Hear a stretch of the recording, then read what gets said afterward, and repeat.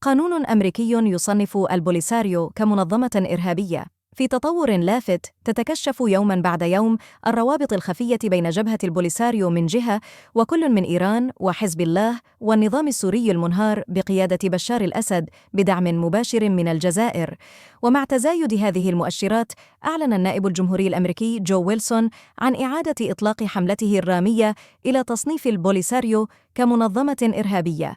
هذا الإعلان جاء متزامناً مع تحليل جديد وقوي من 2 من كبار الباحثين في مؤسسة هيريتج فاونديشن الأمريكية، مما يعطي زخماً إضافياً لهذا التوجه داخل أروقة القرار الأمريكي. ويعرف ويلسون بعدائه الشديد للبوليساريو وبدفاعه المستميت عن الوحدة الترابية للمغرب داخل الكونغرس الأمريكي، حيث صرح على حسابه الرسمي بمنصة إكس يوم الخميس 22 من مايو قائلاً: التشريع قادم